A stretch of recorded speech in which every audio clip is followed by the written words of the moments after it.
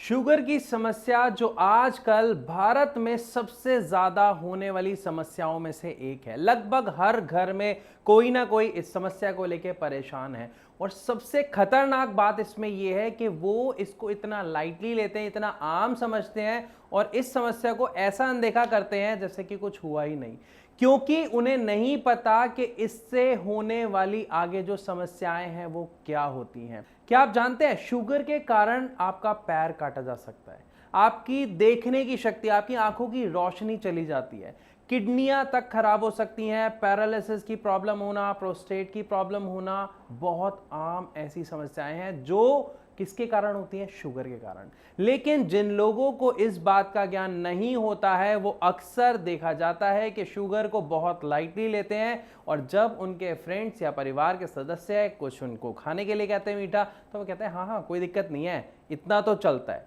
लेकिन यहां पर आपको समझने की जरूरत है कि ये चलता नहीं है, लेकिन हाँ इस समस्या को रिवर्स किया जा सकता है, यानी आपके बढ़े हुए शुगर लेवल को कंट्रोल किया जा सकता है, लाइफ को नॉर्मल तरीके से जिया जा सकता है सिर्फ कुछ चीजों में बदलाव करके। कैसे कुछ चीजों में बदलाव करना है, क्यों ये डायबिटीज हो रही है, किन लोगों को ये डायबिटीज होती है और सबसे अहम बात ये कैसे पता लगा सकते हैं हम कि हमें शुगर होने वाली है या नहीं। कुछ इन्हीं चीजों के ऊपर आज मैं बात करूंगा, आपको समझाऊंगा बहुत डिटेल में कि कैसे एक व्यक्ति को पता लग जाता है कि उसको शुगर की समस्या बढ़ रही है, जो आम तौर पर लोगों को पता नहीं चल पाता। साथ ही कैसे वो अपने आप को शुगर से बचा सकते हैं और जिसको शुगर की समस्या हो गई है, जिसको शुगर हो गई है, डायबिटीज हो गई है, वो अपनी डायबिटीज को कैसे कंट्रोल कर सकता है, कैसे मैनेज कर सकता है, कैसे रिवर्स कर सकता है। तो इसके लिए सबसे पहले आपको एक चीज समझनी पड़ेगी कि जब भी हम कुछ खाते हैं तो हमारी बॉडी में एक हार्मोन रिलीज होता है। उस हार्मोन का नाम क्या है? इंसुलिन। और वो इंसुलिन कौन बनाता है? हमारी ही बॉडी का एक ऑर्गन है जिसका नाम है पेनक्रियाज। लेकिन अब इस हार्मोन का काम क्या है, मैं क्यों बता रहा हूं आपको ये? क्योंकि शुगर की समस्या इस हार्मोन यानी इंसुलिन के कारण ही बनती है। अब कैसे बनती है? जब आपका हार्मोन जो इंसुलिन है उसका काम क्या होता है, जैसे ही आपने कुछ खाया आपकी बॉडी में वो खाना शुगर में यानी ग्लूकोज में बदल जाता है और वो ग्लूकोज आपकी बॉडी में जो हार्मोन बन रहा है जिसका नाम है इंसुलिन, वो आपकी बॉडी के सेल्स तक लेके जाता है उसे, और क्या करता है आपकी बॉडी की सेल्स के अंदर उसको एंटर करवाता है, जिससे हमें एनर्जी मिलती है बोलने की, खाने की, सोने की, बैठने की, जो भी हम काम कर रहे हैं उस सब में एनर्जी लगती है। तो वो एनर्जी हमें मिल कहां से रही है? जो हम खाना खा रहे हैं उससे बनने वाली शुगर से। लेकिन जब आपके सेल्स ढीठ हो जाते हैं, ढीठ होने का मतलब क्या है? जब आपके सेल्स जो आपका इंसुलिन है उसको रेसिस्ट करना शुरू कर देते हैं, उसकी बात को अनदेखा करना शुरू कर देते हैं। बात को अनदेखा मतलब आपके जो इंसुलिन है आपके सेल्स को सिग्नल देता है ओपन करने के लिए ताकि उसके अंदर शुगर जा पाए, ग्लूकोज जा पाए। लेकिन आपकी बॉडी में जब आपके सेल्स उस इंसुलिन को रिस्पॉन्स नहीं करते हैं तो उसको बोली जाती है रेसिस्टेंस, आपका इंसुलिन रेसिस्टेंस होना, जिसकी वजह से आपके शुगर लेवल बढ़ जाते हैं। बढ़ क्यों जाते हैं? क्योंकि जब वो शुगर एब्जॉर्ब नहीं हुई तो वो आपके ब्लड में ही, खून में ही मिलके फ्लो होती रहती है पूरी बॉडी में, और इस चीज का जनरली लोगों को पता नहीं चलता। कैसे पता चल सकता है इसको बताता हूं। अब देखिए, अब मान लो मैंने खाना खाया, खाना खाने के बाद अगर मुझे एनर्जी मिलती है, मुझे उससे एनर्जेटिक फील होता है, तो मतलब सब सिस्टम बिल्कुल ठीक चल रहा है, मेरा इंसुलिन भी सही वर्क कर रहा है, मेरे सेल्स भी सही वर्क कर रहे हैं। लेकिन जब आप खाना खाते हैं, और इवन कई लोग जैसे कि कम खाना खाते हैं उसके बाद भी वो देख रहे हैं कि उनका शरीर का जो भार है, जो वेट है वो बढ़ रहा है, वो मोटे हो रहे हैं, उनके अंदर मोटापा आ रहा है, तो ये निशानी है कि आगे चलकर 4 साल, 5 साल या 6 साल में उन्हें शुगर होने के 99% चांस होते हैं। क्यों? क्योंकि ये जो आपको मोटापा आ रहा है ये आ क्यों रहा है? क्योंकि आपकी बॉडी में जो आपका इंसुलिन है वो प्रॉपर वर्क नहीं कर रहा।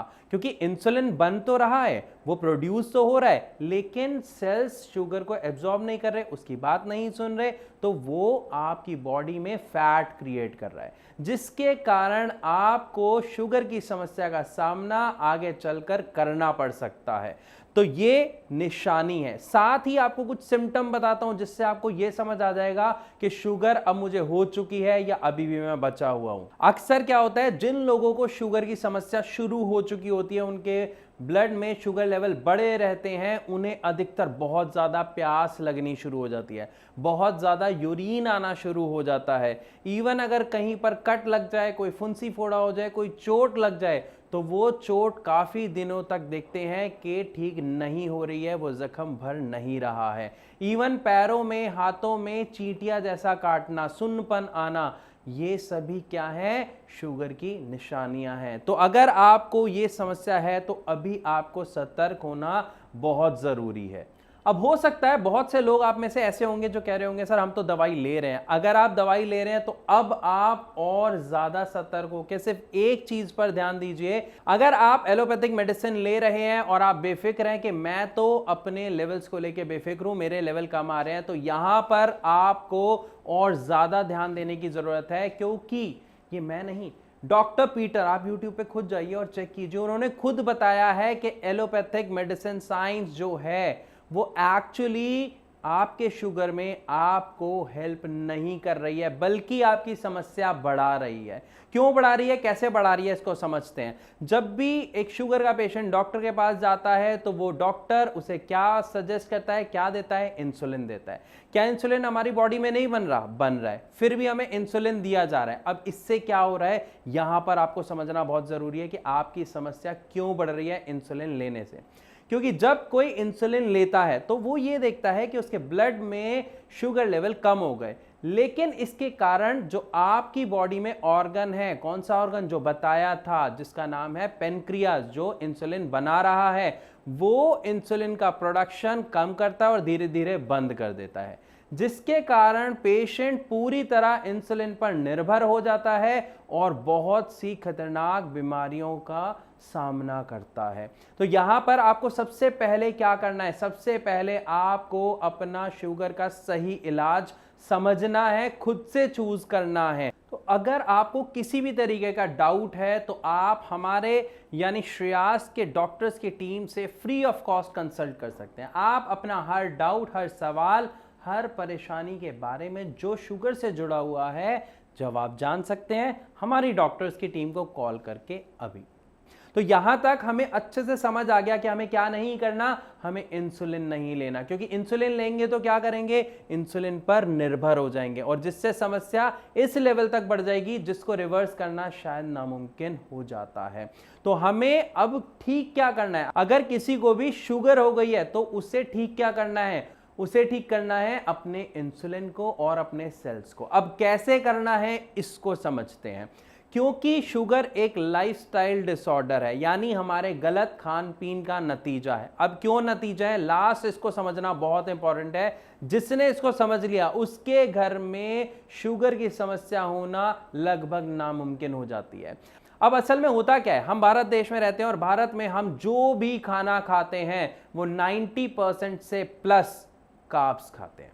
अब कार्ब्स खाने की वजह से होता क्या है ये आपको समझना पड़ेगा। जैसे ही मैंने आपको शुरुआत में बताया था, हम खाना खाते हैं वो कन्वर्ट होता है ग्लूकोज में, और ग्लूकोज में कन्वर्ट क्या हो रहा है, जो भी आप कार्ब्स खा रहे हो। तो सबसे पहली चीज हमें क्या करनी है, अपनी थाली में से कार्ब्स को सिर्फ 10% कर देना है जिनको शुगर हो चुकी है, और जिनको अभी शुगर नहीं हुई है वो 20 से 30% अपनी प्लेट में कार्ब्स को रखें। अब आप कहोगे सर ये कैसे नापें, कैसे डिसाइड करें, पहले इसको समझो कार्ब्स है क्या। वो सारी चीजें जो मिठास अपने अंदर रखती हैं वो कार्ब्स से भरी हुई हैं। अब सबसे पहली चीज हम क्या खाते हैं, रोटी। अब रोटी क्या है, फुल ऑफ कार्ब्स। दूसरी चीज आलू, आलू क्या है, फिर कार्ब्स है। अगर आप दाल लेते हो तो उसमें थोड़ा सा आपको प्रोटीन मिल जाता है। अगर आप उसमें घी डाल रहे हो तो कितना डालते हो, शायद 1 चम्मच, है ना, तो उसमें आपको थोड़ा सा फैट मिला। लेकिन आपकी पूरी प्लेट में अगर देखा जाए तो सबसे ज्यादा मात्रा में आप क्या ले रहे हो, कार्ब्स ले रहे हो। सब्जी ले रहे हो तो कार्ब्स जा रहा है, रोटी खा रहे हो तो कार्ब्स जा रहा है। अब आपके मन में क्वेश्चन आ रहा होगा तो क्या हम रोटी खाना छोड़ दें, रोटी ना खाएं? बिल्कुल खानी है, लेकिन कैसे खानी है इसको समझना है। सबसे पहले हमें अपनी प्लेट में ध्यान रखना है, उन सारी चीजों को लेना है जो लो कार्ब्स है। अब लो कार्ब्स क्या होती हैं, जितनी भी हरी सब्जियां हैं वो सारी लो कार्ब्स होती हैं, आप उनको खाएं। हाँ, यहाँ पर एक चीज़ ज़रूर है कि ये थोड़ा सा टेस्टलेस होता है, इसलिए लोगों को लगता है भाई ये हम घास फूस खाएंगे। तो प्लीज़ अगर आप अपने आप को स्वस्थ रखना चाहते हैं, शुगर से वापस लाना चाहते हैं, तो आपको यहाँ पर ये समझना पड़ेगा कि डाइट का क्या रोल है। अब इसमें आप जो रोटी खा रहे हैं उसको 10% यानी 1 या 2 रोटी खाएं, लेकिन बाकी अपनी पूरी प्लेट में आप दाल को बढ़ा लीजिए। उस दाल में आप घी डालिए। जो फैट है, जो प्रोटीन है, ये आपको बहुत हेल्प करेगा न्यूट्रिशन देने में, एनर्जी देने में। और इससे होगा क्या, जब आप कार्ब्स कम खाएंगे तो आपकी बॉडी में जो इंसुलिन है वो ठीक से वर्क कर पाएगा, आपके सेल्स दोबारा उससे रिस्पॉन्ड करेंगे। क्यों रिस्पॉन्ड करेंगे? पहले शुगर इतना ज्यादा था। अब एक चीज खुद सोचिए, आपके घर में एक कमरा है, कमरे में फर्नीचर ऑलरेडी आपने रखा हुआ है, बेड भी है, सोफा भी है, टेबल भी है। अब आप एक और कुछ नया फर्नीचर अगर उसके लिए लेके आते हैं तो क्या वहां पर जाएगा? क्या वहां पर वो सेट होगा? नहीं होगा ना। यही बॉडी का हाल हो रहा होता है जो नॉर्मल लोग जब कुछ भी खा रहे हैं, हम दाल खा रहे हैं, रोटी खा रहे हैं, चावल खा रहे हैं, तो कार्ब्स खा रहे हैं, आपको उसका अमाउंट कम करना है। इसको आप कुछ ऐसे समझ सकते हैं जैसे दिल्ली का ट्रैफिक ऑलरेडी इतना है, ऊपर से हम चाहते हैं हम टाइम से पहुंचे, नहीं पॉसिबल ना। तो हमें क्या करना पड़ेगा? एक सिस्टमैटिक वे बनाना पड़ेगा अपनी बॉडी में, जिसमें कार्ब्स का अमाउंट कम कर देंगे और आप अपनी बॉडी में अपने शुगर के लेवल में ड्रास्टिक चेंज देखेंगे। तो अगर आपको किसी भी तरीके का डाउट है तो आप हमारे यानी श्रेयास के डॉक्टर्स की टीम से फ्री ऑफ कॉस्ट कंसल्ट कर सकते हैं। आप अपना हर डाउट, हर सवाल, हर परेशानी के बारे में जो शुगर से जुड़ा हुआ है जवाब जान सकते हैं हमारी डॉक्टर्स की टीम को कॉल करके अभी।